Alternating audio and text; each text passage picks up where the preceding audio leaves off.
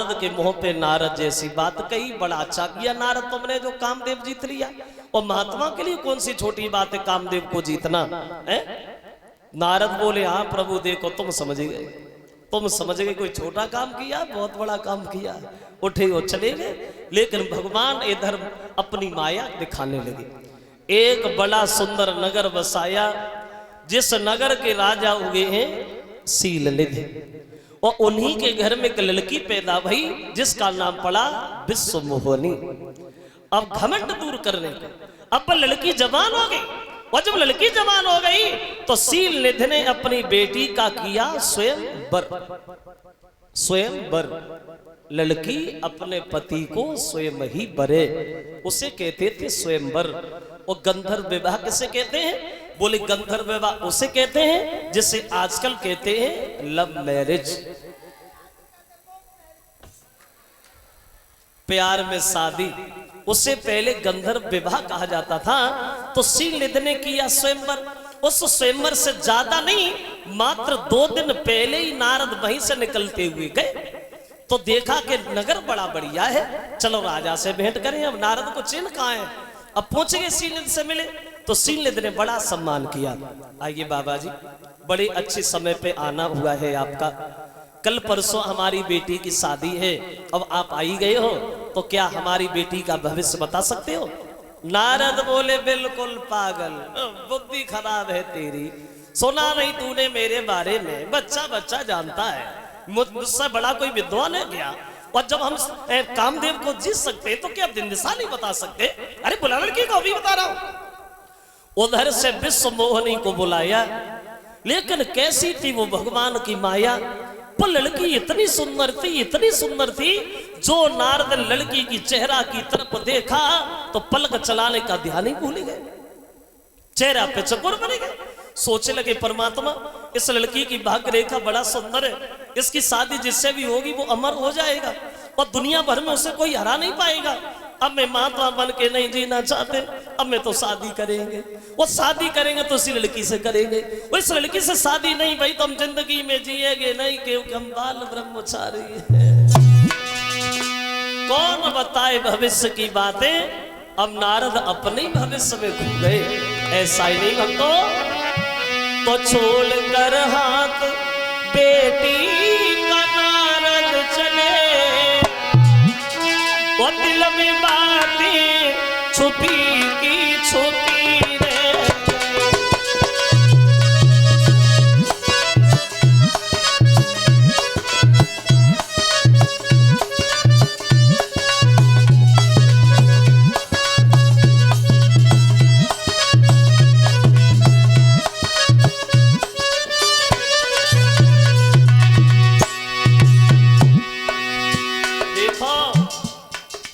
नारद जिन्हें घमंड था कि मेरे बराबर दुनिया में कोई ब्रह्मचारी नहीं है, लेकिन लड़की को देख करके पागल हो गए। ऐसा ही नहीं, छोड़ कर हाथ बेटी का नारद चले, दिल में बातें छुपी की छुपी, कुछ कह ना सके अपने मन की व्यथा, कुछ कह ना सके अपने मन की व्यथा, श्वास उनकी रुकी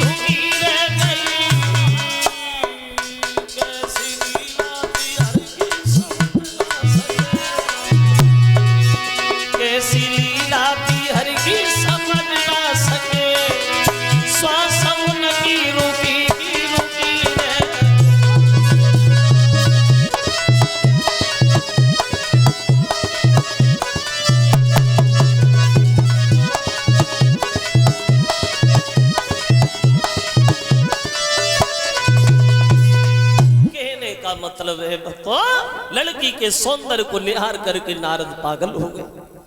सोचे लगे परमात्मा मैं इतना सुंदर नहीं जो लड़की देखते ही देखते मेरी गर्दन में जयमाला डाले, वो इतना वक्त नहीं जो मैं तपस्या करके सुंदर बन जाए। मात्र 2 दिन बचे हैं, वो करे तो करे क्या। बड़े परेशान नारद मन में विचार करते हैं, अब दिन में पड़े न छे न रात को नींद न आती है।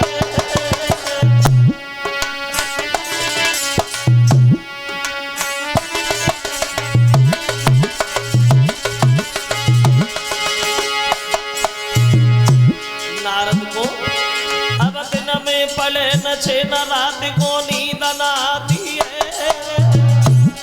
जब देख नजर उठाई ध्यान में लड़की आती है। गरीबों के जब विश्व मोहनी दुल्हन बन मेरे घर में आवेगी रे हराम अब खाना पीना है। और सोची नारद लड़की के अब नहीं जीना है। क्या करूं क्या करूं, 2 दिन बचे, अगर किसी और से शादी हो गई तो मैं किधर जाऊंगा। और दोष भी नहीं है नारद का, क्यों जे प्रेम बुरी जंजीर वीर तुम झूठवती मानो। जब नाई जाति कछुए सबुरी बीमारी जाए जानो रे हमेशा।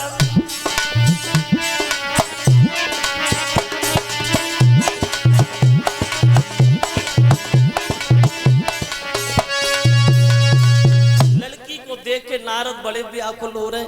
मैं इतना सुंदर नहीं जो लड़की देखते ही देखते मेरी गर्दन में जयमाला डाले, वो इतना भक्त नहीं जो मैं तपस्या करके सुंदर बने। मात्र 2 दिन बच्चे करे तो करे क्या।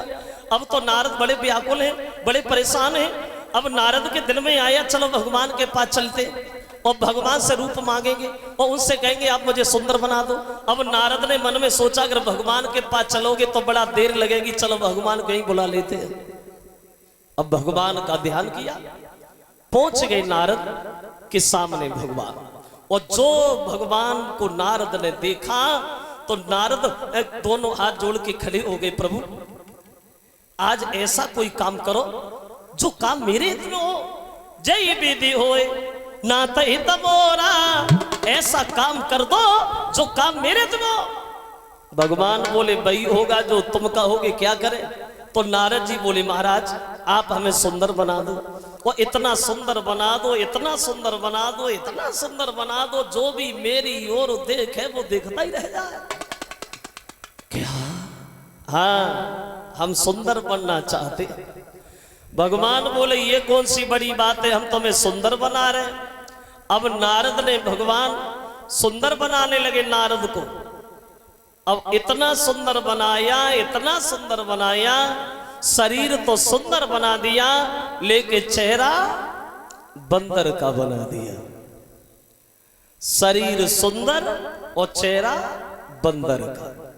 अब तो शरीर को देख देख के नारद बड़े खुश हो रहे। अब तो शादी होगी, जरूर होगी।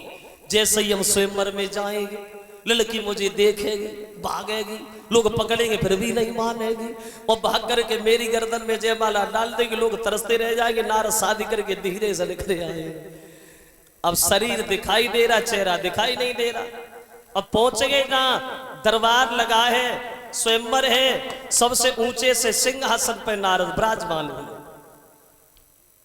लोग हमें ही देखे कि हम सुंदर कितने। शंकर जी के 2 गल घूम रहे थे ब्राह्मण बन के दरबार में। नारद की तरफ देखा तो एक दूसरे से बातें करने लगे, भैया आज नारद बड़े सुंदर दिखाई दे रहे। अब तो नारद को और ज्यादा घमंड, खड़े हो गए, देखो हमें देखो हम सुंदर कितने। तब तक बह लड़की विश्व मोहिनी जयमाला लेकर के दरबार में पहुंच गई। और जो लड़की को नारद ने देखा उठे और लड़की के सामने जाके खड़े हो गए और अपनी गर्दन आगे बढ़ा दी। एक बार नारद को लड़की ने देखा, दोबारा मुड़ के ही नहीं देखा। अब नारद को ऐसा लगता था जैसे मानो उनका कोई कलेजा निकाले लिए जा रहा है। ऐसा लगता था कि दौलत से भरा हुआ भंडार कोई छीने लिए जा रहा है। लड़की आती है घूम के नारद सामने, लेकर उसने देखा ही नहीं। राजा के रूप में भगवान भी बैठे हैं वहां। तो लड़की आगे बढ़ी और भगवान के गर्दन में जयमाला डाल दी। और जो भगवान के गर्दन में जयमाला डाली, नारद को क्रोध आ गया, गुस्सा आ गया।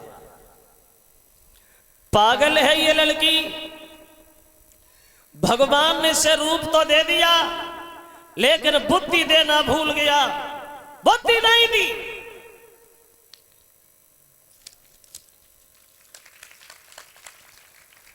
ये भी नहीं जानती इन लोगों में सबसे ज्यादा सुंदर कौन है। अरे हमें देखो, हमारी तंदुरुस्ती देखो, और तुम लोग देख क्या रहे हो। इस लड़की से कहो जयमाला हमारे गर्दन में पड़नी चाहिए, शादी हम करेंगे, हम।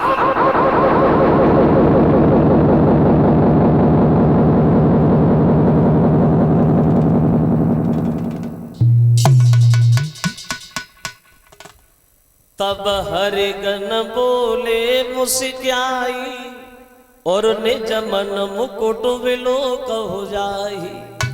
शंकर जी के दोनों गल हंसने लगे, कहने लगे वैसे भूल हो गई नारद लड़की से, जयमाला तो तुम्हारी पड़नी चाहिए क्योंकि तुम बड़े सुंदर हो, लेकिन तुमने अपना चेहरा देखा है। ठहरे हुए पानी में नारद ने झांक करके बंदर जैसा चेहरा देखा तो नारद से रुका नहीं गया। शंकर जी के गलों को श्राप दे दिया, मूर्खो बहुत देर से मजाक कर रहे हो तुम हमारी, तुमने हमें बताया नहीं, हम तुम दोनों को श्राप देते हैं, तुम दोनों राक्षस बनोगे, और आज हम भगवान को भी नहीं छोड़ेंगे, उन्हें भी देखेंगे। अपनी शादी कर ली, दुनिया के लोग कुआरे मर जाओ, आगे बढ़े, बीड़ा उठाया, दूर है गया, बढ़ गए आगे। सामने से देखा भगवान आ रहे, विश्व मोहनी लक्ष्मी जी साथ में हैं, और जैसे ही नारद को देखा तो भगवान आनंद लेने लगे और पूछने लगे कहां जा रहे हैं नारद। कहीं जा रहा हूं। अरे भैया बड़ा गुस्सा में हो, कहां जा रहे? तुम्हारी पास आ रहा था। तुम्हारे क्यों? क्योंकि तुम कपटी हो, कपटी। दूसरे का घर बसते नहीं देख सकते तुम।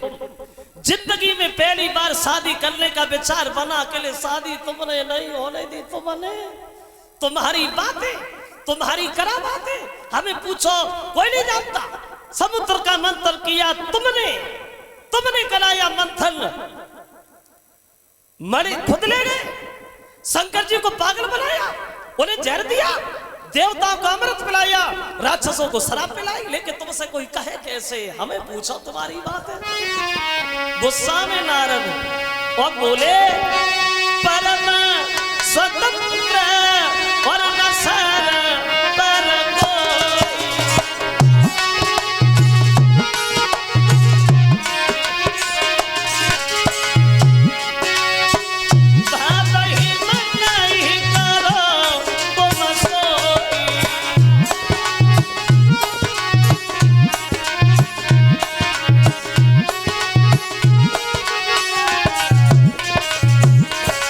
तुम्हारे सर पे तो कोई है ही नहीं, जो मन में आता है वही कर बैठते हो, कोई रोकने वाला नहीं है। लेकिन भले घर बेना दे दिया तुमने। जिस लड़की के पीछे मुझे भोजन अच्छा नहीं लगा, जिस लड़की के पीछे मेरी नींद हराम हो गई, उस लड़की को छीन के तुम ले तो जा रहे, ले जा, एक दिन वो होगा इसी लड़की के पीछे तुम्हें भूतल पे जाना पड़ेगा। और जो बंदरों का चेहरा देख के तुमने हमारी हंसी की है, यही बंदर तुम्हारी सहायता करेंगे, ये हमारा श्राप है। बाद में जब भगवान ने अपनी माया हटाई तो नारद ने देखा ना मां लक्ष्मी जी है ना विश्व मोहनी है, कोई नहीं है। तब नारद को ज्ञान हुआ, पैरों पे गिर पड़े, प्रभु मेरा श्राप झूठ हो जाए, मेरा श्राप खंडित हो जाए, हम शादी नहीं नहीं नहीं, हम तो बाल ब्रह्मचारी है। भगवान बोले जो होना था वो हो गया ब्रह्मचारी जी। अगर तुम्हें तकलीफ है, कष्ट है, तो जपो जाए शंकर सतनामा, और हुई है हृदय तुरंत विसनामा। हमें शंकर जी के भक्त बहुत प्यारे हैं, तुम शंकर जी का भजन करो। तो वो विद्वान कहता है विश्व मोहनी सीता बनी है, विष्णु भगवान राम बने हैं, शंकर जी के दोनों गल रावण कुंभकर्ण बने हैं, बंदरों ने राम की सहायता की है, इसलिए श्री राम को भूतल पे आना पड़ा, इसलिए अवतार हुआ था राम का।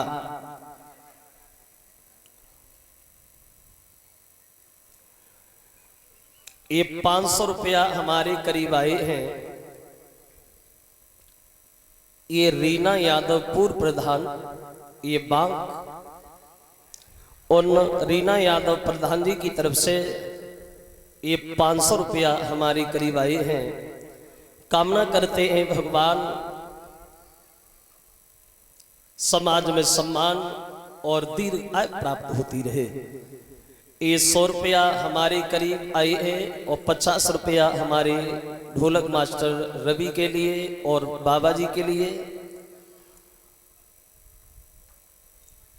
भेंट कर रहे हैं। श्रीमान ओमकार यादव ये बमिया, ये अनिल दरोगा जी के साले साहब, उनकी तरफ से लिखा है पर्दा हटाए दे।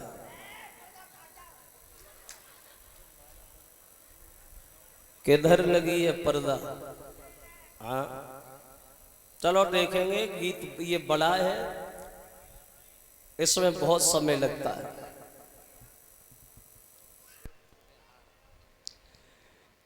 ये 200 रुपए का हार हमारे करीब 50-50 रुपया सभी साथियों को भेंट कर रहे हैं। ये हृदय राम सिंह, उनकी तरफ से एक हार और 50-50 रुपया हमारे साथियों के करीब आए। अब छठे छठे दिन चारों भाइयों की छठी रखी गई। फिर इनका नामकरण संस्कार हुआ वहां और रहने लगे हैं अयोध्या में। उधर विश्वामित्र को खबर मिली है कि राम का अवतार हो गया, तो विश्वामित्र सोचते हैं कि हमारा यज्ञ अधूरा पड़ा है, राक्षस पूरा नहीं होने देते। जब राम आई गए, चलो राम से कोई सहायता मांगी जाए। अब ये विश्वामित्र आजमगढ़ से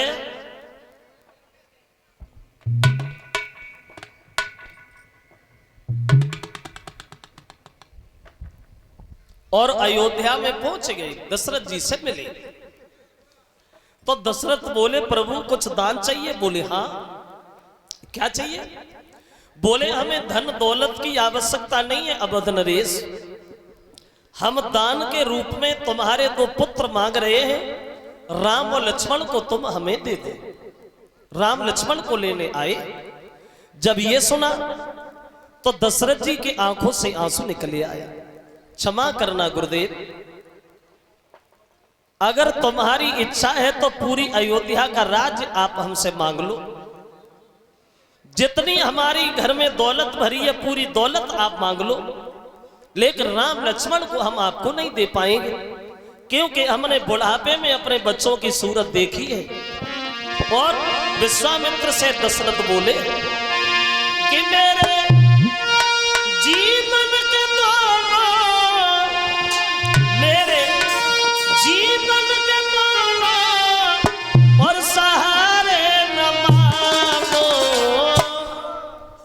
अवध मांग लो,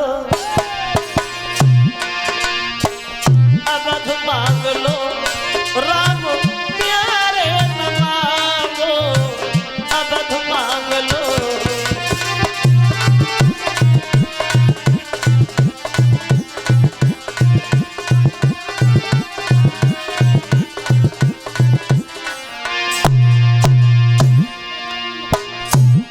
महाराज सुनिए, अरे छोटी छोटी पैया पैदल ना चल पाए।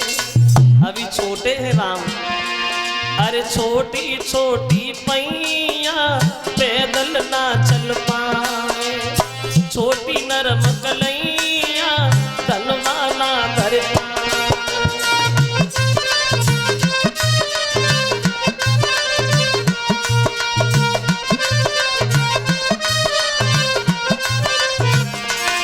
इसलिए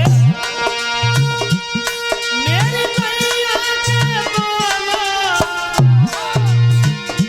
मेरी नैया के दोनों किनारे न मांगो,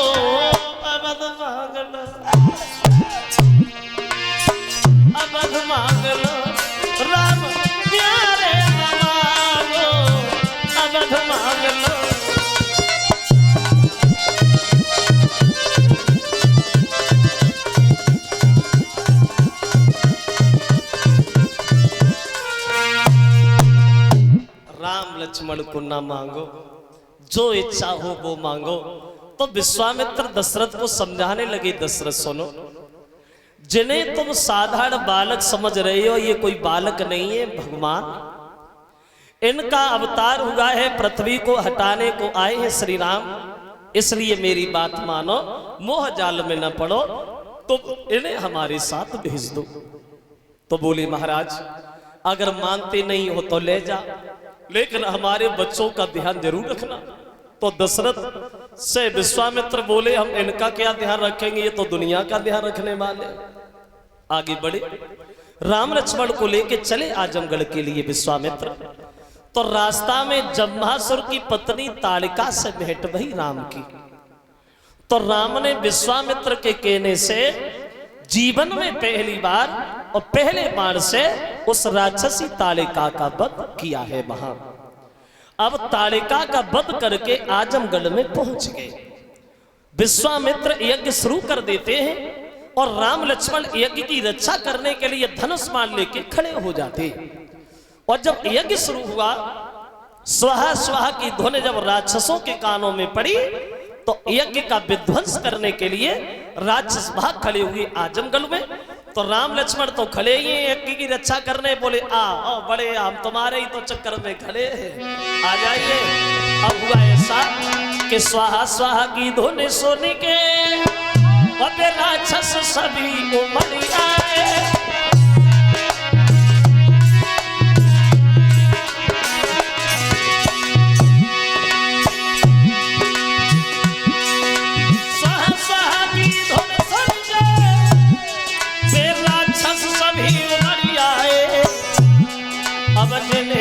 श्री राम लखन फिर मना पले में मुस्कियाए।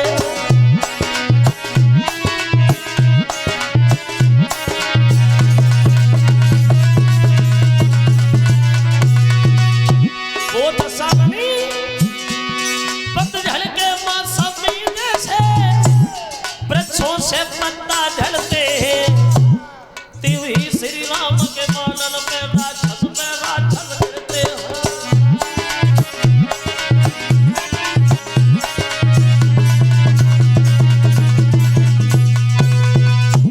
दशा बन गई जैसे पतझड़ के मौसम में वृक्षों से पत्ता झड़ते हैं, ऐसे राम लक्ष्मण के बाणों पे राक्षस गिरते हैं।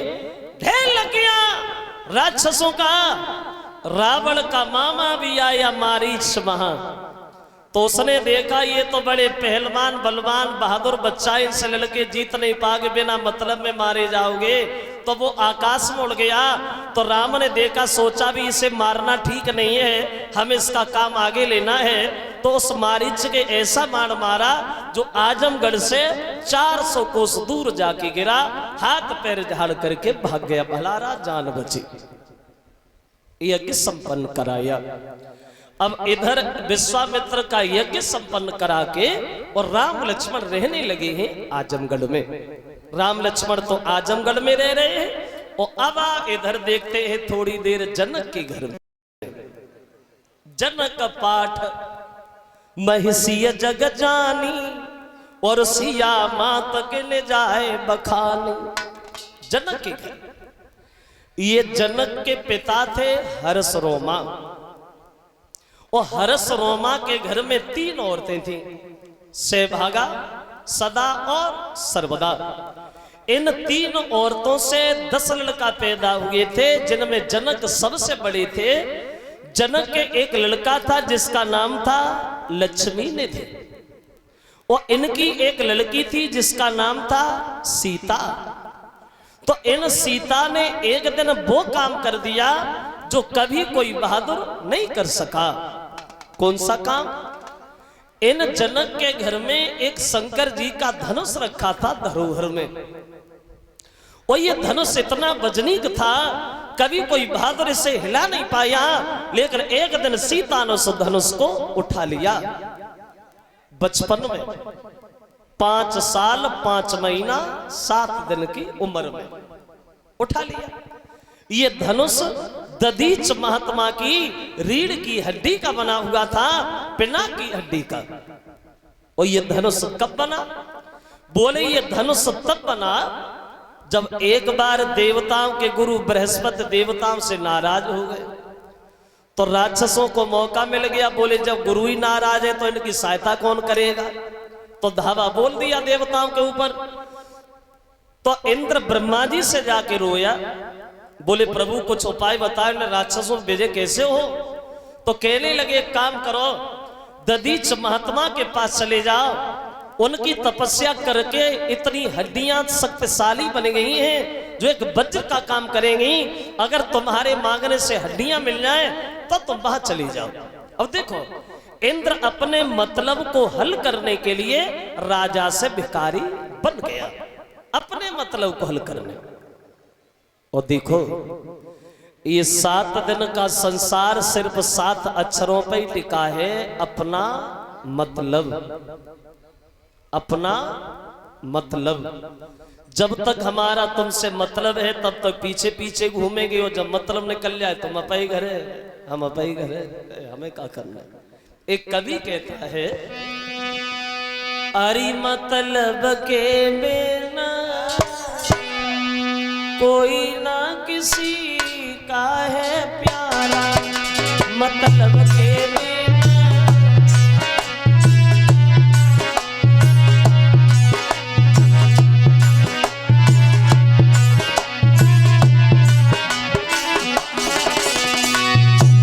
जरा गौर करें, ये बात हर किसी पे लागू हो जाती है। अरे जब तक बैल चलतू है हल में तब तक डारे चारा। जब तक बैल के शरीर में ताकत रहती है तब तक खूब खुशामत होती है। बजे गए चारों डाले आए, और नाए खाओ तो रातब को रहे आए। क्यों? सवेरे हल चलाना है, मतलब है उससे। अरे जब तक बैल चलतू है हल में तब तक डारे चारा। बूढ़वा सोई दो कसाई में गर्दन चली रो आरा रे, मतलब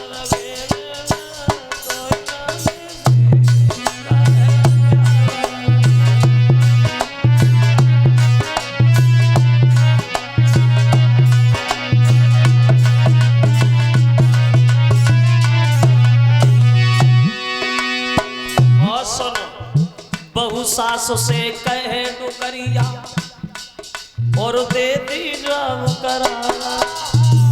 क्यों? का मतलब की नहीं का करने कुआ में ना गिर जा। अरे बहु सास से कहे डुकरिया दे दी जब करारा। बच्चा तक मेरो नाई खिलावे, मेरो खून चूसन हारा रे, मतलब मेरे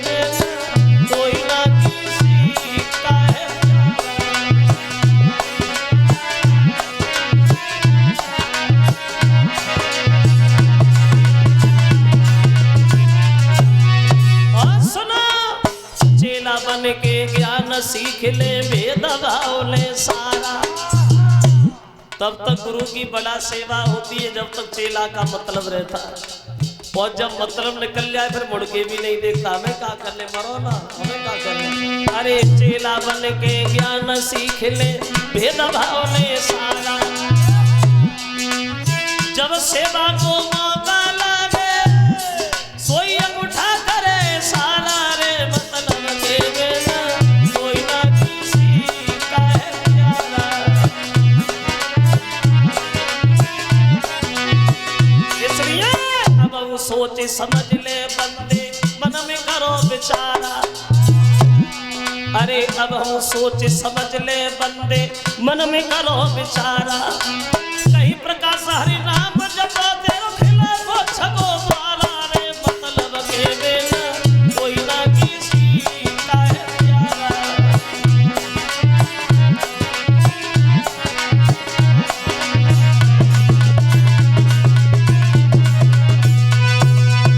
तो इंद्र अपने मतलब को हल करने के लिए राजा से भिखारी बन गया और महात्मा दधीच के आश्रम पे पहुंच गया। तो भिखारी बने हुए दधीच ने पहचान लिया। आइए इंद्रदेव, अरे तुम तो राजा हो, और राजा होकर के भी भिखारी बन के भिखारी के दरवाजे पे कैसे आए? कोई तो मतलब है, बिना मतलब के नहीं आए। तो इंद्र बोला प्रभु आपने पहचान तो ली आई है, एक काम करो तुम अपनी हड्डियां हमें दे दो, देवताओं की जान तुम्हारे हित में है, निराश ना भेजना। तो ददीच हंसने लगे, हड्डियां दे दो? ओ बुद्धि खराब है भैया, जब तक हम मरेंगे नहीं तब तक हड्डियां कैसे मिल जाएंगी? और प्राण सबको प्यारे होते, मरना तो कोई चाहता नहीं। इंद्र बोला महाराज निराश न भेजो, बड़ा आस लेके आया हूं। तो देखो हमारे देश के महात्मा त्यागी ददीच को बोले सुना, अगर आस लेके आए हो तो निराश नहीं भेजेंगे इंद्रदेव। हम समाधि खींच रहे हैं और तुम कामधेन को बुलवा करके हमारे खाल और मांस को चटवा लेना, और खाल मांस जब कुछ ना रहे तो हमारी हड्डियां निकाल करके तो अपने काम में लगा लेना। कलश वाली कन्याएं खड़ी हो जाए, जिन लोगों ने कलश भरे वो आगे आ जाओ। यो कही के ऋषिराज ने और ली समाधि तत्काल, सोई जय जय कही के देवगण बिगम ने अस्त्र निकाल। वो नई हड्डियन से बने फिर विविध भांति हथियार, वो जिनके ही द्वारा हुआ राक्षस का संहार।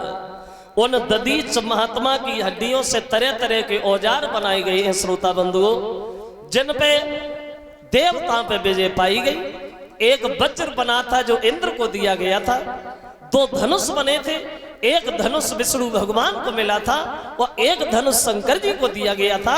और वै शंकर जी का धनुष जनक के घर पे रखा हुआ था, और ये धनुष इतना वजनीक था कभी कोई बहादुर नहीं हिला पाया था। लेकिन एक दिन सीता ने उस धनुष को उठा लिया था। बोले कब उठाया था?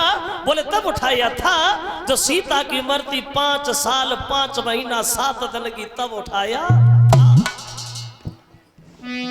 तो श्री जनक दुलारी सीता ने और बचपन में कौतुक दिखलाया।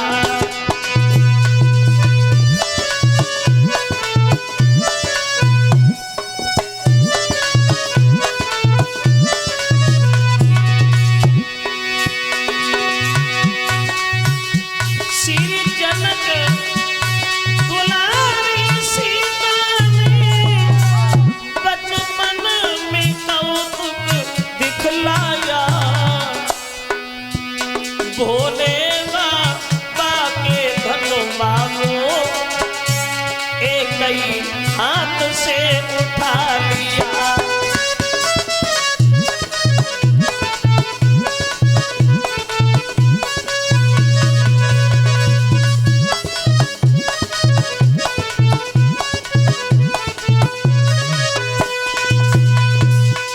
उठा लिया धनुष, और जब धनुष उठाते जनक ने देखा तो जनक मन में सोचने लगे बाजी बा, आज हमारी बेटी ने वो काम किया है जो दुनिया भर में कोई भी बहादुर नहीं कर सका। तो क्यों ना हम ये फैसला करें, जो भी भोले बाबा के धनुष को तोड़ेगा वही हमारी बेटी सीता के साथ रिश्ता जोड़ेगा। क्योंकि लड़की से लड़का योग्य होना अति आवश्यक होता है। अगर लड़की पढ़ी लिखी है तो लड़का उससे ज्यादा पढ़ा होना चाहिए, क्योंकि अगर लड़की ज्यादा पढ़ी है लड़का कम पढ़ा है तो नहीं बनेगी। अगर लड़का ज्यादा पढ़ा है लड़की कम पढ़ी है, लड़का समझदार है तो जिंदगी काट देगा। लेकिन लड़की अगर ज्यादा पढ़ी है लड़का कम पढ़ा है तो नहीं बनेगी। जमाना बदल गया है, अब तो ब्याह ही छोड़ जाती है, अंतर आ गया।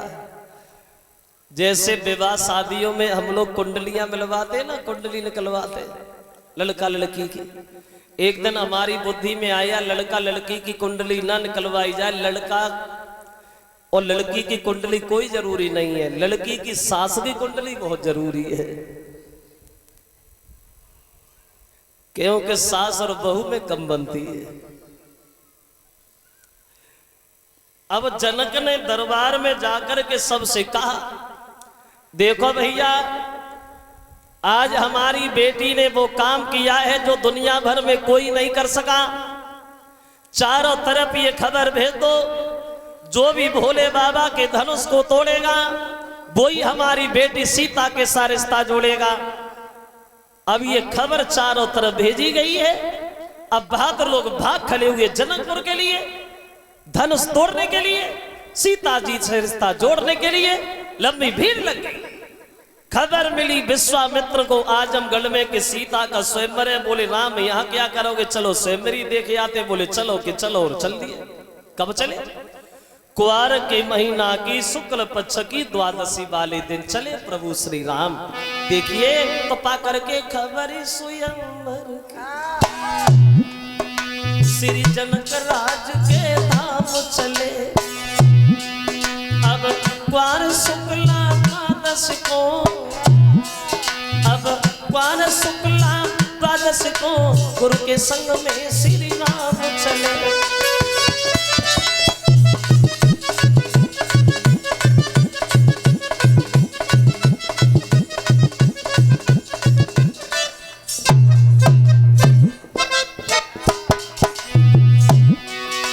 चले राम, बढ़ते जा रहे राम।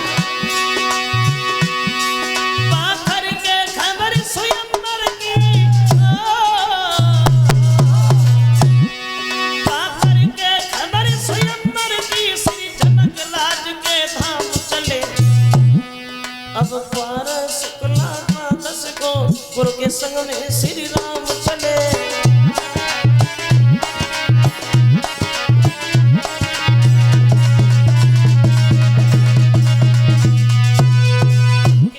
मतलब है तो अब चले हैं प्रभु श्री राम द्वादशी वाले दिन। तो क्या देखा है राम ने? एक निर्जन वन है, निर्जन, जहां जानवर भी नहीं है, पक्षी भी नहीं है। उस निर्जन वन में एक पत्थर की शिला पड़ी है। उस पत्थर की शिला को देख करके राम ने विश्वामित्र से सवाल किया, गुरुदेव ये कौन है और यहाँ काय को पड़ी है?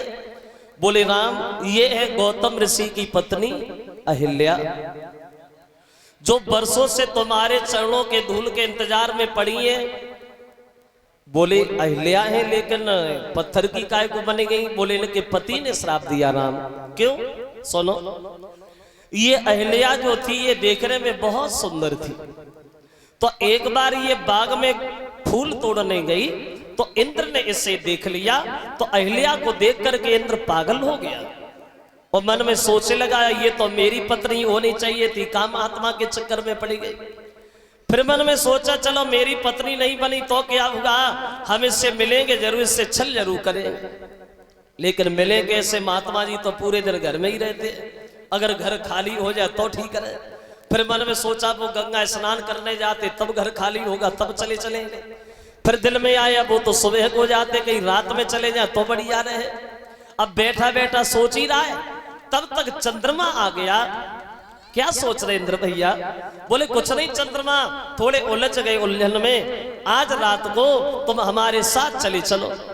अब चंद्रमा ने लौट करके इंद्र से ये भी नहीं पूछा कि तुम हमें लेके कहां चलोगे, चलो कि चलो, चल दिए। देखो ये इंद्र चंद्रमा को अपने साथ क्यों ले गया? देवता तो और भी थे, किसी दूसरे देवता को क्यों नहीं ले गया? एक बात ध्यान जरूर रखना, हर आदमी के विचार हर आदमी से नहीं मिलते। विचार उसी से मिलते हैं जो अपने ही विचारों का होता है। जैसे झूठ बोलने वाला आदमी सच बोलने वाले आदमी के पास ज्यादा देर ठहर नहीं पाएगा, दोनों में लड़ाई हो जाएगी। सूर को सूर, गुड़ी को गुड़ी, ठग को ठगई भावे, काग को काग मराल और गधा की पीठ गधई खुजियावे। और ज्ञानी से ज्ञानी करे चर्चा और लबरा दे लबरई उठ जावे। हर आदमी के विचार हर आदमी से नहीं मिलते। चंद्रमा से विचार इसलिए मिले क्योंकि चंद्रमा भी थोड़े गिरे हुए विचारों का था। चंद्रमा के घर में 27 औरतें थी, 27 पत्नियां, और 27 पत्नियों के बाद में भी चंद्रमा ने अपने गुरु बृहस्पति की पत्नी तारा को भगा लाया था। ये अवगुण चंद्रमा के भी अंदर था। बोले ना तुम हमारी का और ना हम तुम्हारी का है, हम दोनों एक से। अब देखो पराई औरत के पीछे वो इंद्र अपनी औरत भूल गया और रात के अंधकार में जंगल में ठोकरें खाने लगा, दूसरे की औरत के पीछे पहुंच गया। तो चंद्रमा बोला भैया इंद्र यहाँ क्यों आए? ये तो महात्मा जी का घर है। बोले ये तो आना था। क्यों? बोले चंद्रमा आज रात को थोड़ी देर के लिए तुम्हें हमारा एक काम करना है। क्या करना है? तो बोले सुनो चंद्रमा, बोला थोड़ी देर के लिए कि तुम मुर्गा बन जाना, थोड़ी देर रखो कि तुम मुर्गा बन जाना और मैं बाबा बन जाऊंगा। तुम मुर्गा बन जाना, मैं बाबा बन जाऊंगा।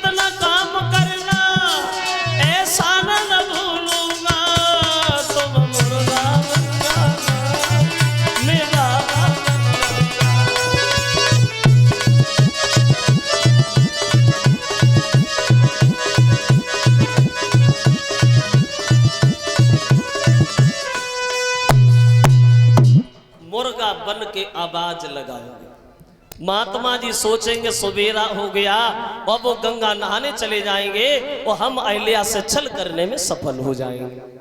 कौन? कैसी रही? चंद्रमा बोला बड़ी चालाक हो, रास्ता बढ़िया खोज लिया, तुम बाबा बनो। बोले हमें क्या दिल लगेगी, तुम मुर्गा बनो। अब चंद्रमा जो है वो मुर्गा बन गया और जब महात्मा जी सो रहे हैं उन्हीं के पास जाके बैठ गया। बैठा रहा, हुआ क्या रे, हो ना क्या था वहां? अरे बीती आवी रात रे सोई नहीं आवाज लगाई।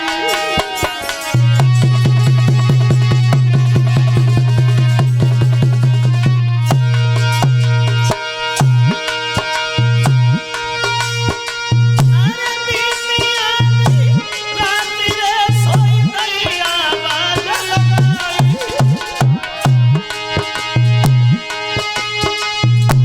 बोली सुन के मुर्गा की गौतम गए घबराई।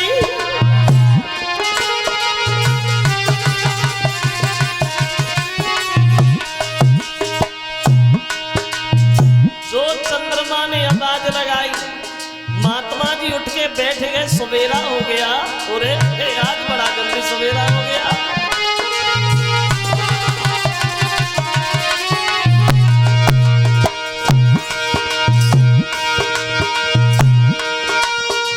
महाराजा हाथनी लीने चंद्र उठाए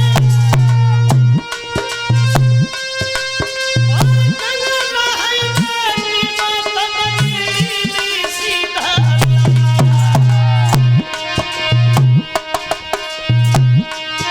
बड़ी धरी बाबा को रूप इंद्रागन में घुसिया। बड़ी धरी बाबा को रूप इंद्रागन में घुसिया।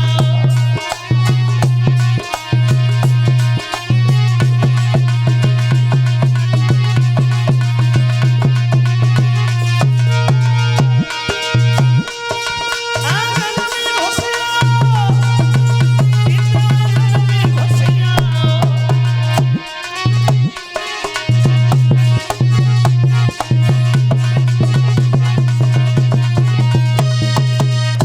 महात्मा जी चले गए सवेरा समझ करके गंगा स्नान करने और इंद्र इधर अहिल्या से छल करने में सफल हो गया। खबर मिली महात्मा को घर पे छल हो रहा है, भागे। चंद्रमा मुर्गा बना हुआ दरवाजे पे पाया, भीगी धोती मारी जिसके धब्बा आज तक नहीं छूटे। वो अपनी पत्नी को श्राप दे के पत्थर की बना दिया, राम ये वही अहिल्या जो बरसों से तुम्हारे चरणों के धूल के इंतजार में पड़ी है, तुम इनका उद्धार करो। तो छुअत सिला भई नारे सुहाई, पत्थर से स्त्री बनी गई जो भगवान की बार बार प्रार्थना करने के बाद परम धाम के लिए जाती हैं। अब अहिल्या का उद्धार करने के बाद और बड़े प्रभु श्री राम आगे क्वार की महीना की पूर्णमासी की शाम। थोड़ी देर में चलेंगे गुरु जी के पास। अब इधर राम लक्ष्मण तो बैठे सरोवर के पास, और उधर सीता भी आई उसी दिन मंदिर में पूजा करने। अकेली नहीं है, सहेलियां साथ में, पूजा की थाली हाथ में। वो सीता जी जो है वहां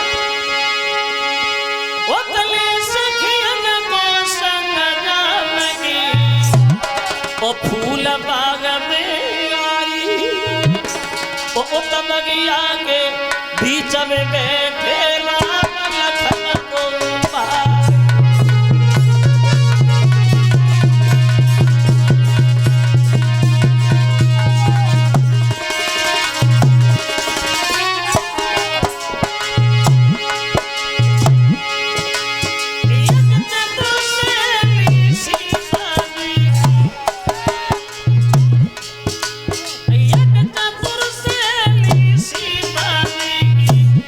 राम के आई, सूरत देखी दो भैया की रही गई जमा।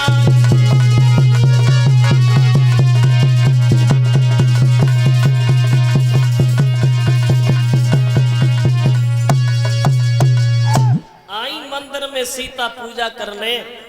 एक सहेली सीता की बिछड़ गई, जब राम लक्ष्मण घूम रहे वहां पहुंच गए।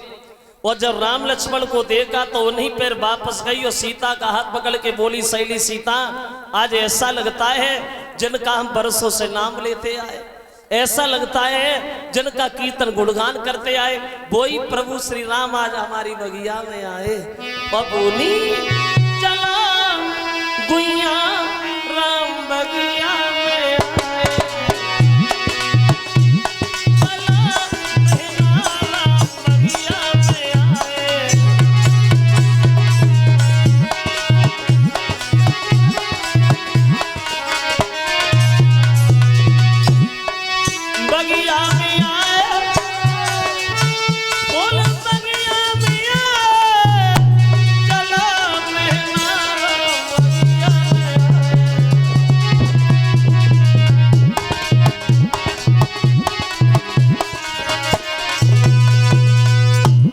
चलो तुम भी दर्शन करो राम के। अब चलिए सीता जहाँ राम लक्ष्मण बैठे हैं वहां। तो राम ने जब सीता की तरफ देखा, सीता ने राम की तरफ देखा तो हुआ क्या? अरे होना क्या था, जब सीता ने राम को देखा, राम ने सीता को देखा, तो तुलसीदास बीच में बोल पड़े। तुलसीदास कहते हैं कि सिय छवि देख राम मति भटकी, और राम छवि देख सिया माती अटकी। सीता ने राम को देखा, राम ने सीता को देखा, तो दोनों की दशा वो हो गई जैसे गूंगा आदमी होता है। गूंगा, तुम गूंगे आदमी को खूब बढ़िया मिठाई खवा, खूब बढ़िया, फिर बात से पूछो भैया तो कैसी लगी, नहीं बता पाएगा। अच्छी लगेगी तो हंस दी, और खराब लगी तो मुंह बिगाड़ जाए, और तुम्हें ही जान हो जाए कैसी लगी। तो सीता अपने मन की बात राम से नहीं बोल पाई, और राम अपने दिल की बात सीता से नहीं कह पाए। लक्ष्मण पीछे ही खड़े थे, बोले भैया चलो गुरुजी इंतजार कर रहे हैं। अब राम लक्ष्मण इधर लौट आए और सीता मंदिर में प्रवेश करती हैं। खबर मिली है जनक को कि राम आए हैं, विश्वामित्र जी आए हैं, लक्ष्मण को लाए हैं। बात खुश हुई, पूरी जनकपुरी दिखाई है जो एक नई दुल्हन की तरह सजाई है। अब इधर जहां स्वयंवर है, धनुष रखा है, तो उधर से सीता जी प्रवेश करती हैं जयमाला लेके, इधर से राम प्रवेश करते हैं। तो तुलसीदास एक छोटी सी शंका करते हैं रामायण में। तुलसीदास कहते हैं कि रंग भूमि रमसिया पगुदारी और रूप देख मोहे नर नारी।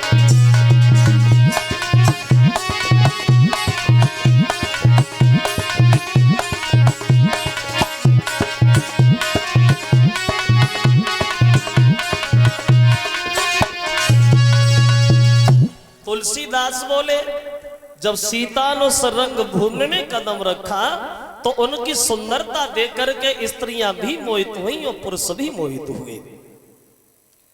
लेकिन दूसरी जगह तुलसीदास रामायण में ये कहते हैं कि मोह नारी नारी के रूपा और पन्नगार जय रीति अनूपा। स्त्री कभी दूसरी स्त्री को देख के मोहित नहीं होती, तो तुलसीदास इधर ये क्यों कहते हैं कि सीता को देख के स्त्रियां भी मोहित नहीं। अब इसमें कौन सी बात सही है? अब इसमें यही बात सही है ना तो स्त्री कभी दूसरे स्त्री की अपने मुंह से बड़ाई करे और न कभी बड़ाई सुने, न बड़ाई करे और न सुने। वैसे तुम तुलसीदास की बात छोड़ो, किसी दिन अपने घर में ही अजवाइश करना, अपनी औरत के पास बैठे गए हो कब दूसरी औरत की बड़ाई करियो, फिर देखो संजा को बिना लड़े रोटी मिल जाए। एक कमी होती है। माता मैंने ये न सोचे कि रजनीश हमारी बुराई कर रहे हैं, नहीं, हम बुराई करते नहीं है किसी की, हमारी आदत नहीं है जो हम बुराई करें, और करेंगे भी तो आपके गांव की थोड़ी करेंगे। हमें पता है आपके गांव में ऐसी कोई है ही नहीं, तुम काहे को कहेंगे, कोई नहीं। एक कवि कहता है कि नारी कछु अकल की है मारी,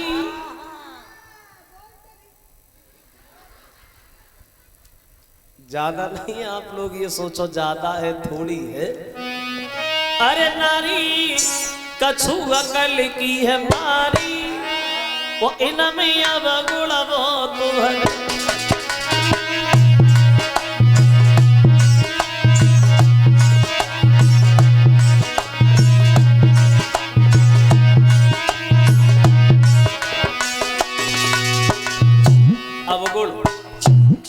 अवगुण की खान है औरत।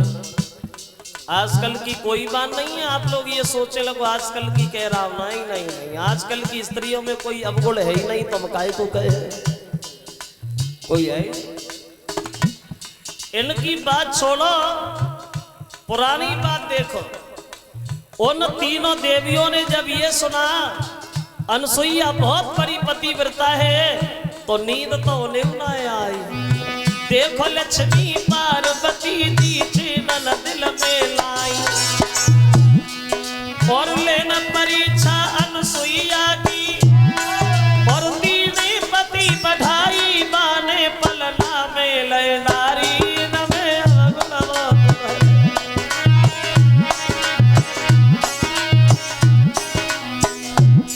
चलो खैर ये बातें छोड़ो। दूसरी बात, स्त्री के होठों पे तो अमृत होता है, लेकिन जीभ में जहर होता है, जहर। एक विद्वान तो ये कहता है कि औरतों को कभी बोलने की अकल नहीं आई। औरत जब कहे तब ऐसी कहे जो मतलब सीधी पार हो जाए। आजकल की बात नहीं, आप लोग ये सोच रहे हो आज, नहीं नहीं नहीं नहीं, आजकल की स्त्री कोई गलत बात कहती नहीं, तो काहे को कहे, कहती नहीं। बहुत रात अगर दुर्योधन से ये न कहती कि अंधे के अंधा हुआ, तो शायद ये महाभारत का युद्ध नहीं होता, तो औरतों को बोलने की अकल नहीं आई। सुनो, एक नहीं कई और सुनो। नारी की बातन से बड़े बड़े बिगड़ गए, द्रौपदी की बातन से दुर्योधन से उजड़ गए, कैकेयी की बातन में दशरथ भी मरी गए। देखो श्री राम जी ने वन में भारी दुख से,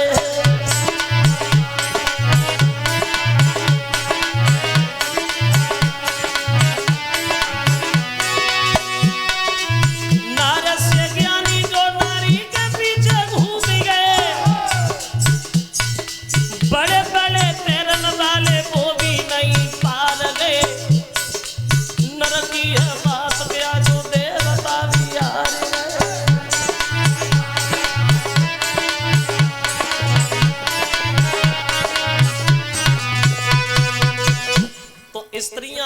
सीता को देख के मोहित नहीं भई, बल्कि पगुधारी को देख के मोहित भई।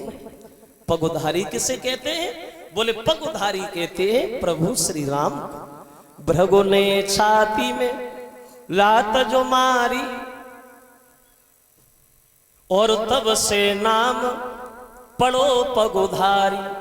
तो रंग भूमि जब सिय पगुधारी, और रूप दे के मोहे नर नारी। तो सीता को नहीं, राम को देख के। अब क्या हुआ?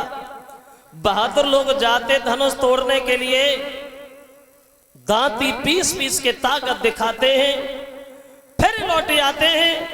धनुष टूटना तो बहुत दूर, वो धनुष किसी के बल से हिला भी नहीं। और जब धनुष नहीं हिला, बाजे बजना बंद हो गए। भरे दरबार में जनक उठ करके खड़े हो गए और चिल्लाने लगे, बहादुरों! आज तो मैं बहादुर कहते हुए भी मुझे बड़ा शर्म आ रही है। लगता है भगवान ने सीता को जन्म तो दे दिया, लेकिन इनकी किस्मत में शादी नहीं लिखी। अगर ये बात हमें पहले पता होती, दुनिया में कोई बहादुर नहीं है तो ये धनुष को तोड़ने का फैसला नहीं करता। चले जाइए अपने अपने घर के लिए। खुले शब्दों में कह रहे हैं, ये पृथ्वी क्षत्रिय से हीन है।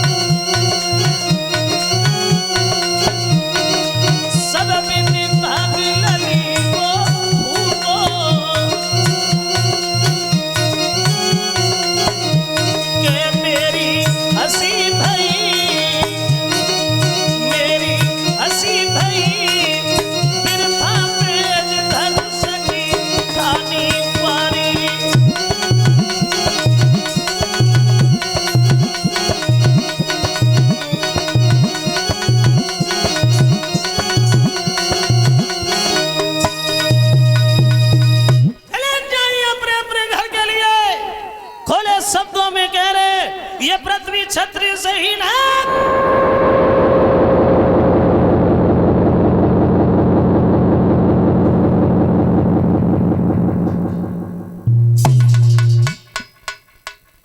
जो ये शब्द जनक ने कहे, बहादुरों के चेहरा शर्म के कारण नीचे को झुक गए।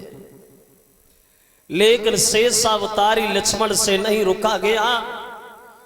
लक्ष्मण खड़े हो गए और दांती को पीस करके चिल्लाने लगे, जनक राज!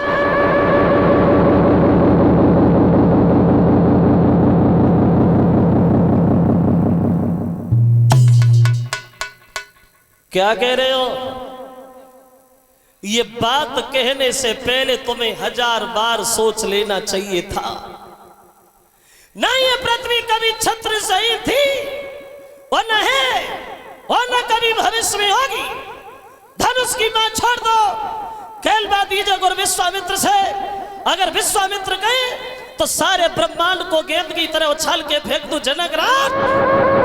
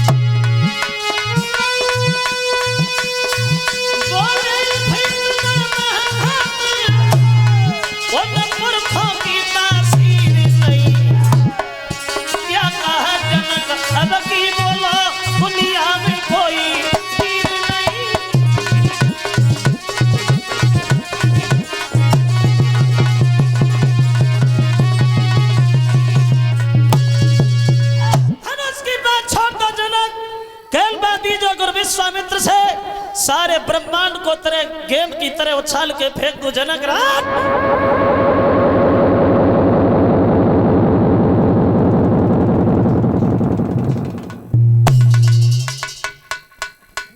जो लक्ष्मण बोले तो बहादुरों के चेहरा लक्ष्मण के चेहरा की तरफ टकटकी लगा के देखते ही रह गए। जरा सा बच्चा और कितनी बड़ी बात बोल गया कि ब्रह्मांड उछाल दे, बुद्धि खराब हो गई है इसकी। विश्वामित्र बोले लक्ष्मण इधर आओ, ये काम तुम्हारा नहीं है और बीच में ज्यादा बोलते हम इस बात से खुश नहीं है। तो लक्ष्मण कहने लगे माफ करना गुरुदेव जो बोल गया, लेकिन बहादुर मर सकता है, ऐसे वचन कभी नहीं सुन सकता। अब राम को इशारा दिया है, राम जाओ धनुष तोड़ो और जनक के संताप को दूर करो। अब लगत कार्तिक परिवा वाले दिन राम चले धनुष तोड़ने के लिए। तो 14.5 साल की उम्र में तो बहादुर लोग खूब ताली मार के हंसे। अब चली चिड़िया पाल उठाने जाओ, तुम भी जाओ। जनक की पत्नी सुनैना मन में विचार कर रही है, विश्वामित्र ने हमारी हंसी कराने में कोई कमी तो छोड़ी नहीं। इतने बड़े बड़े बहादुर बैठे, उनसे धनुष हिला नहीं तो राम के कोमल हाथों से टूट कैसे जाएगा। अब सीता ने राम की तरफ देखा, फिर धनुष की तरफ देखा तो मन में सोचने लगी और बोली, हे भगवान शंकर, ये धनुष आपका है, इस धनुष को इतना हल्का कर दो जो प्रभु श्री राम आसानी से उठा सके। फिर सीता ने सोचा कहीं शंकर जी ने टेर सुनी न सुनी, कहीं भांग के नशा में न पड़े हो। अब धनुष से ही दोनों हाथ जोड़े, आप थोड़े से हल्के हो जाइए, थोड़े से हल्के हो जाइए। तो प्रण कठिन पिता का देखने और सीता दिल में घबराती है।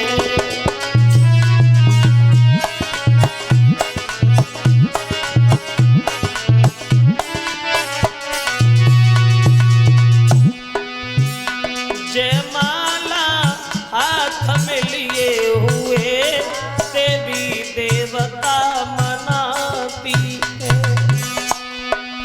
बढ़ते जा रहे हैं राम, धनुष के करीब पहुंच गए। एक हाथ से धनुष उठा लिया, धनुष उठाते तो सबने देखा, लेकिन जब टूटा तो किसी ने नहीं देख पाया। बहुत अच्छा बनी। फिर पता नहीं कब झुका धनुष, आवाज आई कानों में और भूमि पे टूका तो ही टूट पड़े, भरी गई घोर चौभुवनों में।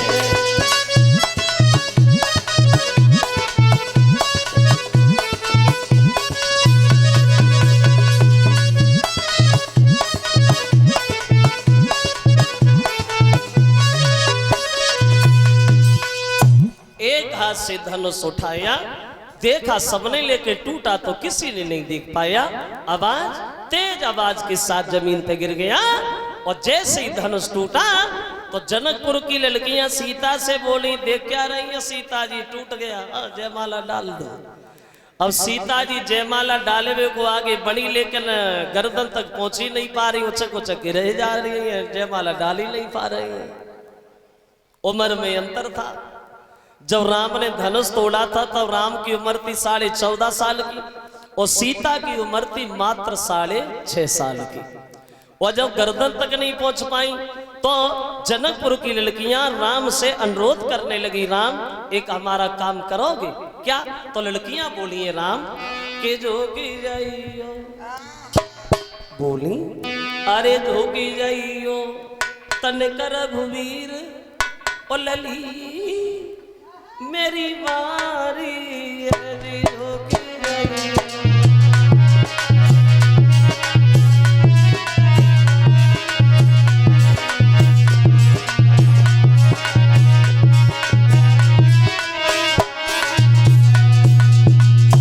झुके जा,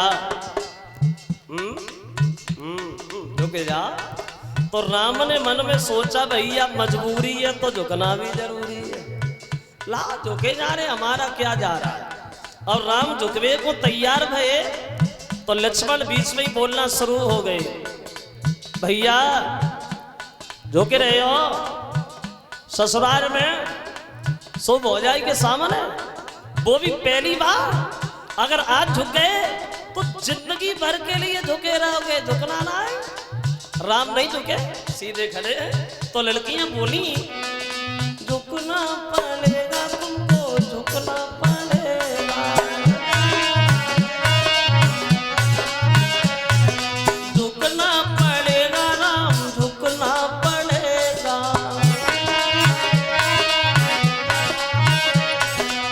रे झुकी गईयो लला रघुवीर लली मेरी बारी है।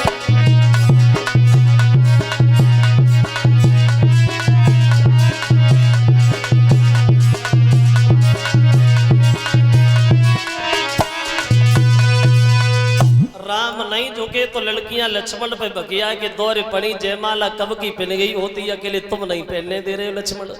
तो लक्ष्मण बोले, हमसे कहो हम पहनवाए। बोले पहनवाओ ना, मुंह की तरफ देख रहे खड़ी खड़ी, देर हो रही है। और लक्ष्मण ने सबको सुना के एक बात की, भैया ने कितना बड़ा काम कर दिया, भैया ने धनुष तोड़ दिया, और हमने अपने बड़े भैया के पैर भी नहीं छुए। और लक्ष्मण ने पैर छुए, राम ने झुक करके आशीर्वाद दिया। सीता जी को मौका मिल गया, भाग करके जयमाला डाल दी।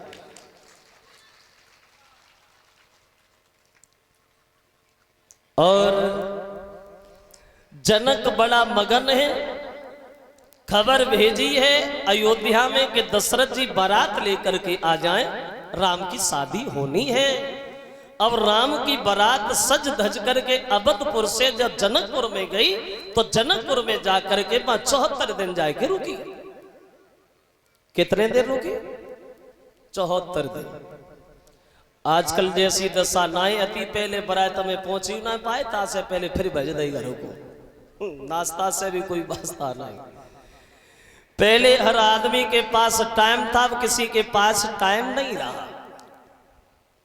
आज के जमाने में आदमी के पास ना काम की कमी है, ना दाम की कमी है, ना धाम की कमी है, कमी है तो सिर्फ एक टाइम की कमी है। टाइम नहीं है किसी के पास। किसी से भी मिलके पूछो, भैया मरने तक का टाइम नहीं। और सोचो क्या मरने के लिए टाइम निकालना पड़ता है? वो तो खुद ही निकल आता, फिर टाइम ही टाइम रहता है। करे तो जल्दी, चले तो जल्दी, परे तो जल्दी, खाए तो जल्दी, सोए तो जल्दी, और जाए तो जल्दी। टाइम नहीं। वो अब तो भैया आजकल की बारातों की दशा ही बदल गई है। घर से खाए के जाओ, लौट के घरे ही खा, वो तो बारात है। वो अहिना के बयान में जोले जूता ना चले तो ले ब्याह ही खाए के। अब वो दशा है। आजकल कोई बड़ो बूढ़ो बारात में जाए तो उनसे पूछो, भैया तुम्हें कहा मिलो बारात में खाए हुए, तो धक्का के अलावा कचना बताए, बात धक्का मिले और कहा मिलो। वैसे हमारे देखो, अगर तुम्हारे शरीर में ताकत है तो खाए हुए को ढूंढ ले, और ताकत ना है तो प्लेट पकड़े घूमते ही रहो, तो कोई पूछने वाला नहीं है। बड़े बूढ़े लोग आज भी बताते हैं कि 3-3 दिन की बारातें तो अभी तक ही नहीं। पहले दिन जाती, दूसरे दिन रहती और तीसरे दिन आती। काऊ को 5 साल बाद गोनो हो तो, काऊ को 3 साल बाद गोनो हो तो, काऊ को 2 साल बाद गोनो हो तो। अब टाइम ही नहीं, अब टाइम नहीं है। ब्याह बाद में हो तो गोनो पहले हो जाते हो। तो मस रहे सांची कह रहे, ब्याह बाद में गोनो पहले। वो पेपर में नहीं देते चटमगनी पटविया, पेपर में आता है चटमगनी पटविया, पटविया चट बच्चा दे रहे ना। समय ही नहीं रहा, वक्त नहीं रहा किसी के पास। तो राम की बारात 74 दिन रुकी, और राम की ही शादी नहीं भई, बल्कि 4 भाइयों का विवाह हुआ जनकपुर में। राम की शादी हुई है सीता जी के साथ, लक्ष्मण की शादी हुई उर्मिला के साथ, भरत की शादी हुई मांडवी के साथ, और शत्रुघ्न की शादी हुई है श्रुतकीर्ति के साथ। 4 भाइयों का विवाह हुआ। और जब बारात चलवे को तैयार भई तो जनकपुर की लड़कियां बोली, बारात जा रही, ला दो गाड़ी गाय गाड़ी। वैसे क्षमा करें, गाली बारी परंपरा तो आज भी हमारे यहाँ चल रही है, ब्याह शादियों में गाली गाई जाती है, लेकिन पहले ऐसी गाली नहीं गाई जाती थी जैसे आजकल गाली गाई जाती। हो सकते पहले इतनी पढ़ी लिखी औरतें ना होए, अब पढ़ी लिखी ज्यादा है, तासे पढ़ी लिखी गाली देती है। कथा भागवत में कहो कि कीर्तन बोल लो तो नहीं बोलती क्योंकि शर्म लगते है, और जेई औरतें काव को तेल ताई हो फिर देखो झटका है ना कि इन लोगों को पता ना, कमेंट्री ना घूम जाए कौन सा चैनल पकड़ ले कौन से बोलना शुरू हो जाए। गाड़ी देने लगे तो राम लक्ष्मण से बोले भैया लक्ष्मण देखो तुम बहुत बीच में बोलते, कोई कुछ भी कहे तुम नहीं बोलोगे। बोले हम नहीं बोलेंगे भैया, हम चुपचाप बैठे। अब लड़कियां गाली देने लगी और राम से बोली कि तुमसे नेता आवे मेहमान, ओ हमारे घर विद्या के धनी, तुमसे नेता आवे मेहमान।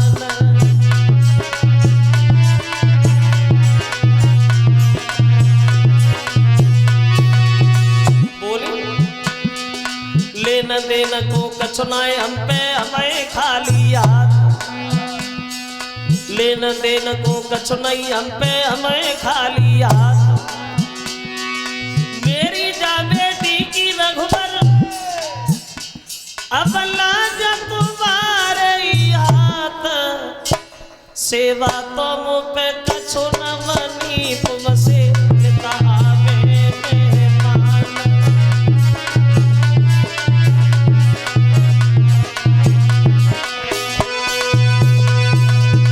कछु बड़ी बूढ़ी और खड़ी ने बोले रुके जा दो हमें उगा लेंदे, बोले तुम उगा। अबे बड़ी बूढ़ी जो रहे वे बारात वालों लोग गाली देती, वही बोली क्या बोली, अरे सारे समाधि के बोली, अरे मेरे समाधि की तुरा बल देह ओ अलवेली लागे समाधि मिया, मेरे समाधि की तुरा बल देह।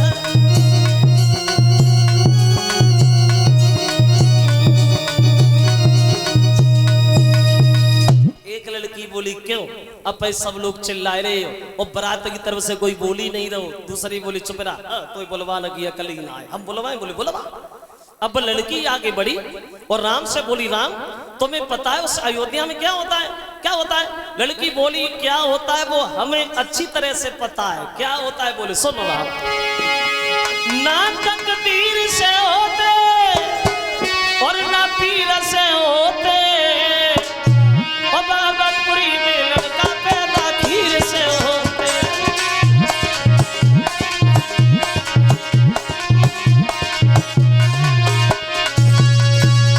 जो जब बात कही लक्ष्मण से नहीं रुका गया, लक्ष्मण धीरे से राम से बोले भैया वो तो रुको तो हम से न जाता, बोले तुम कह ले।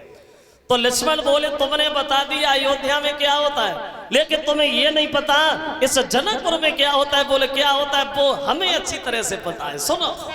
बोले ना चोर करी होती और ना शोर करी होती, और जनकपुरी में लड़की धरती भोर कर हो।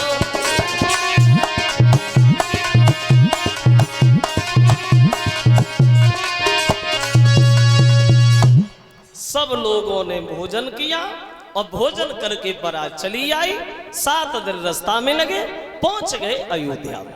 देखिए कहां दशरथ एक एक पुत्र के लिए तरस रहे थे, आज घर में 4 कुल वधुएं घूम रही हैं। तो एक दिन दशरथ ने मन में बहुत अच्छी बात सोची, बड़ा अच्छी बात, जरा गौर से सुनना। क्या सोचा दशरथ ने? यह सोचा कि अब हमारा परिवार बड़ा हो गया, कहीं किसी से लड़ाई झगड़ा ना हो जाए, तो अपनी 3 पत्नियां बुलाई, 4 पुत्रों की पत्नियां बुलाई और पास बैठा करके सब समझाई। सुनो कौशल्या, तुम घर में बड़ी हो, क्या नियम है सास का बहू के लिए और बहू का क्या नियम है सास के लिए, कैसे रहना चाहिए बहू को सास के साथ और सास को कैसे रहना चाहिए बहू के साथ। ये हमारी माताएं मेरे ज्यादा ध्यान दे। अगर लत्ती लड़ाती हो तो अब ना लड़ियो। वो हमें पता है तुम्हारे गांव में कोई लत्ती ना हुई है, कोई नहीं। क्या नियम है सास का बहू के लिए? तो बोले सुनो, बहू के लिए सास का नियम ये है कि पर लड़किनी बधू घर आए और राखे नैन पलक की नाय। बोले पराई घर की लड़की जब अपने लड़का की बहू बन के आंगन में आ जाए तो सास का नियम यह होता है, जैसे आंखों के दीदों की रक्षा करने के लिए पलक हमेशा तैयार रहते हैं, ऐसे सास का नियम है पहले बहू की तरफ देखे, हमारी बहू किसी बात से परेशान तो नहीं है, किसी बात से दुखी तो नहीं है, फिर खुद की तरफ देखे। पहले बहू को देखे फिर खुद को देखे। और ये सुनाए हो वो चाहिए, बहू तो घरे फटी हुई धोती पहने, सास बिंदिया लगा के गांव में घूमे। बोले नहीं, ये नियम है सास का। बहू का क्या नियम है? बोले बहू का नियम ये है कि सास ससुर गुरु पति पूजा और जा से बढ़ के धर्म न दूजा। सास ससुर को देवी देवता माने, पति को परमेश्वर माने, घर को मंदिर माने। ऐसे विचार जिस घर में होते हैं वो घर घर नहीं, एक स्वर्ग की तरह होता है। भागवत में तो यहां तक प्रमाण है, अगर स्त्री के घर में सास ससुर पति मौजूद हैं तो उस स्त्री को मंदिर में पूजा करने का कोई अधिकार नहीं है। सास ससुर को देवी देवता, पति को परमेश्वर, घर को मंदिर। अगर ये विचार जिस घर में है तो वो घर नहीं है, वो एक स्वर्ग है। लेकिन अगर मगर किंतु परंतु इसका मतलब अलग है। पहले सास ससुर की पूजा होती थी, और ऐसा नहीं है कि पूजा अभी न होती हो, होती तो है, लेकिन अंतर इतना आ गया, पहले वे छोटी माई अगरबत्ती लगाई जाती थी, हम उससे कामना चल तो वे लंबी माई उठाई जाती। मैं तो देखता रहता हूं। अब वो दशा है, बहुअन को देखो शासन से वो नित उठ के रार मचाती है, और घर को जितनो काम काज सब बुढ़ियन पे करवाती है। घर को खाना नी को न लागे, होटल को महबाती है, और पति से बातों भार गई जे उलट रुआ वो जमाती है। वो दशा है।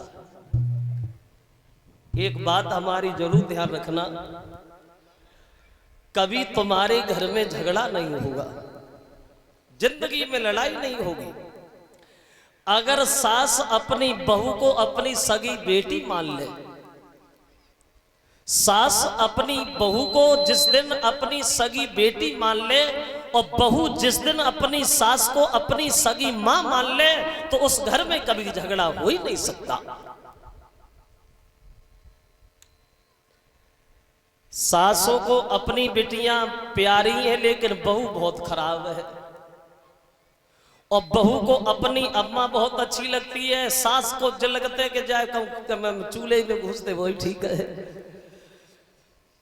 यानी सास अपनी बहू को बेटी मान ले और बहू अपनी सास को अपनी मां मान ले, तो उस घर में कभी झगड़ा नहीं होगा, ये मैं दावे के साथ कहता हूं। ये 100 रुपया हमारे करीब आए हैं, 50-50 रुपया साथियों को भेंट कर रहे हैं, और एक टी रिफाइंड भंडारे में दान आया है। ये अमित भीमसेन जसवंतपुर के रहने वाले हैं, उनकी तरफ से। और 100 रुपया हमारे पास 10-10 रुपया सभी साथियों को, 10-10 रुपया कलश वाली कन्याओं को भेंट कर रहे हैं। ये सच्चिदानंद फौजी उनकी तरफ से आए हैं। और 100 रुपये आए हैं उमा शंकर, एक कंडक्टर रोडवेज, उनकी तरफ से। लिखा है उसी गीत के बारे में कि पर्दा हटा दे, बड़ा भावई है। ला सुना दो, वैसे गाना बड़ा है, थोड़ा सुना दो, थोड़ा। वैसे क्षमा चाहेंगे अपने बुजुर्गों से। इस गाने में है तो कुछ नहीं, सिर्फ एक लाइन है और एक लाइन का ऑपरेशन कर दिया गया है बस। जो ये गीत हमारे मामा जी ने गाया था, एक गाना सब कलाकार कैसे कैसे गाते, और जब कोई गाना ज्यादा चलने लगता है तो गाने वाले उसी के पीछे पड़ जाते हैं। कोई भी गाना हो, कुछ दिन पहले गाना आया था, एक बार आजा आजा, ये भी गाना इतना चला था, बहुत चला था।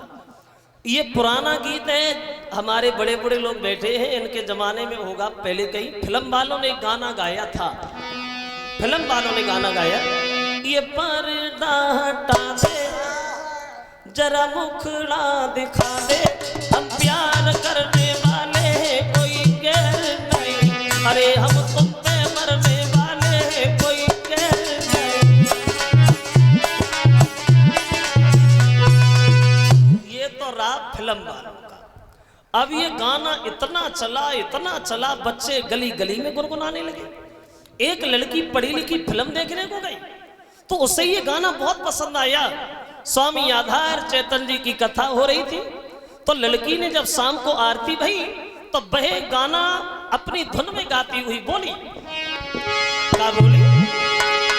अरे पर्दा हटा दे भैया मुझे दिखलाए दे, पर्दा हटा दे भैया मुझे दिखलाए दे।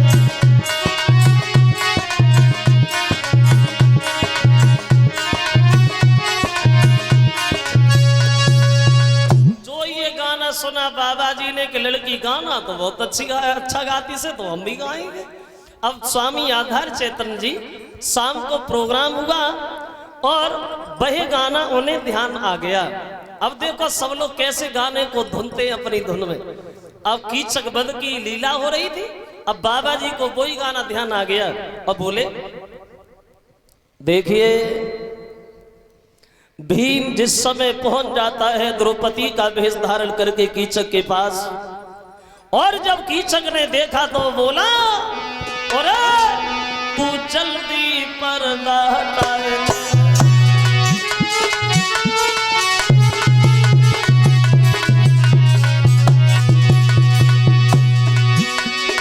अरे तू जल्दी पर्दा हटाए दे, गोरी अपनों मुख दिखलाए दे। क्यों? हम प्यार करने वाले धीरे धीरे, हम तुम पे मरने वाले धीरे धीरे।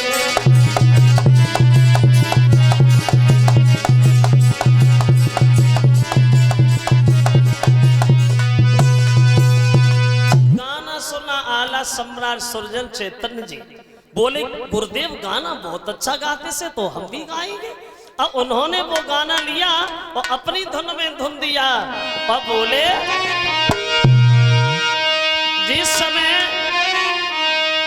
लाखन पहुंच जाते हैं अपनी पत्नी पद्मा के पास, और पद्मा ने जिस समय अपने हृदय सम्राट को आता हुआ देखा है दोस्तों, अरे पकड़ी कलाई पति अपनी की जानिया गन मिले ते बैठा, और लई है बिजलिया मोरे पंख की ढोरन लगी पति बैरिया।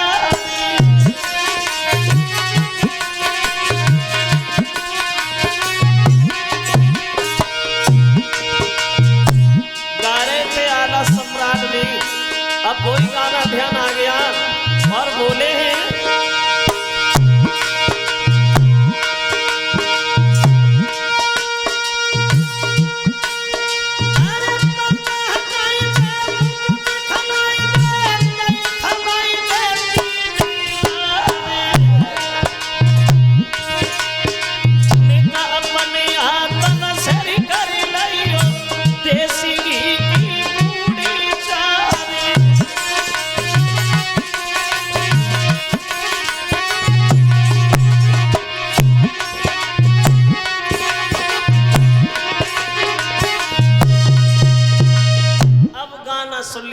सचदेव श्रीमान ब्रजेश शास्त्री जी।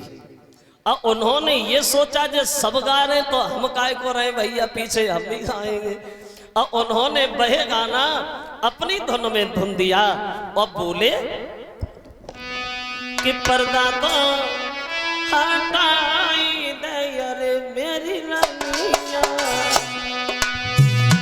कोई मुखरा दे ना दिखाई।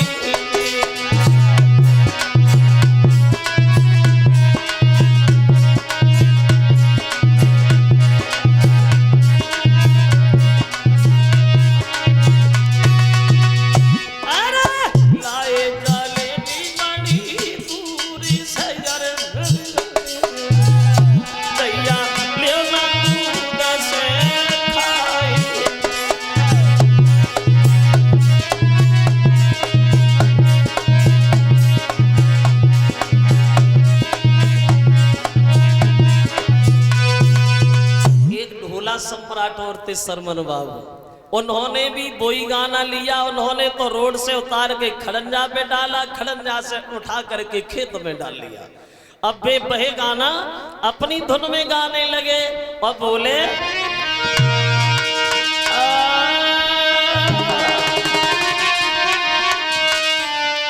राम वही जम राम बसे और ध्यान वही जो धनी गे,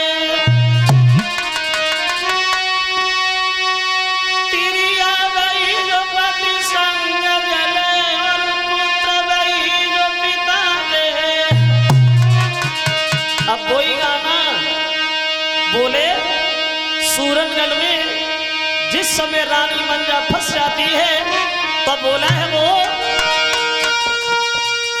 अरे मेरी जान देखो मंगा, अरे मेरे जान।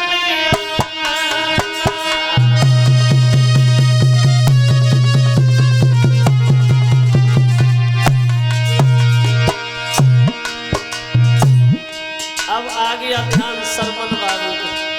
अब वह गाना बोले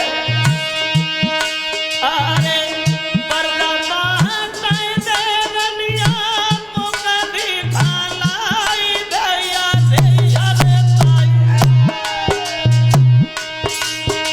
महारानी हंस के कह देरी,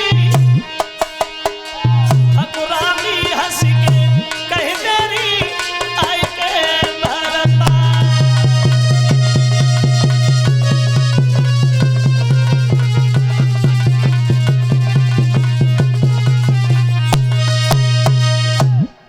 चलो हो गया, आओ आगे बढ़े। इधर शादी के 1 साल बाद भरत जो है ये ननिहाल में चली गई और शादी के 12 साल 3 महीना बाद राम के राज तिलक की तैयारियां होती हैं। 12 साल 3 महीना बाद अयोध्या में राम के राज तिलक की तैयारियां शुरू हो गई। अब एक लाल का छोटा सा कीर्तन हो जाए, सभी लोग कीर्तन बोलेंगे धीरे धीरे।